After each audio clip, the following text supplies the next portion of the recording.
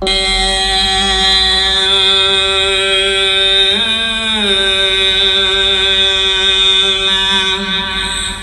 หญิงเอ้ยยามงอนเงาพอปันไหลเม่งเงางอนเงาหน้าแดงกำลาวดีเอ้ยรักของเธอจังมีกรรมอุปสรรคกีดกันและเธอเศร้าดอกวัง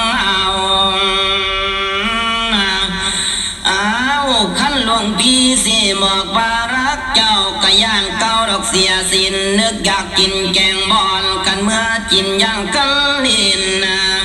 เหนียวมือถือสากเกลปากปัดว่าถือสินยานดินฟ้าดอกจันเติมอดีตเก่าบอกเคยลืมตั้งหลวงพี่ปากบ่ได้อยากอายฟ้าดอกป้องดิน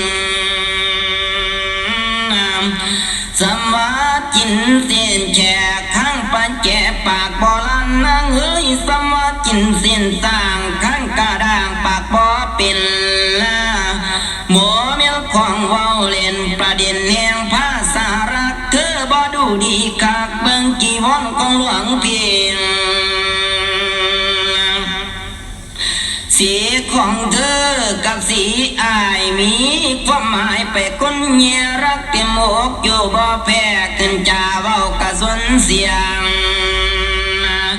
เกลือบ่ชิมเขาสิเอิ้นมาน้ำยอมกันนิกาบ่มวยหอมเขาสิเอิ้นดอกฝรั่งหวังบ่มีหมู่แก่สะโดดซ่อนบ่อยู่ค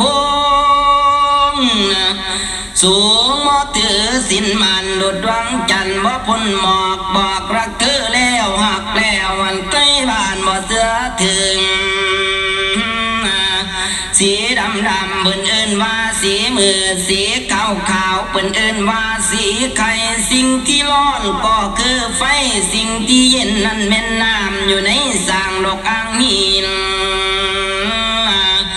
หลวงพี่หวังยังสิ้นเธอปัดเรามาขาดอัตมาเลวาดส่วนที่ตายกะต้องการอันสะจันใจโอ้นายเขาสานอยู่ในโอปัดเงยคอออกตอดไก่ภิกษุก็คือผู้เห็นภัยจิตไปปัดแดงกุมถูกจนปนแย่งผ้าเหลืองจนการเมืองกุ้งกินบ้านอันตาพันปนพวกไปจนความรักปนหัวใจจนจังไรปนพี่น้องบ่มองสิ่งเบิ่งตระกูลเฮียงจิตไปปัดเตียงบุญที่นี่วุ่นวายหนอศึกษาบ้องนี่มันหายสวงหัวใจแป้ว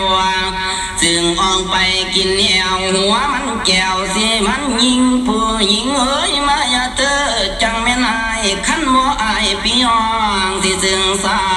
มให้สว่างใจ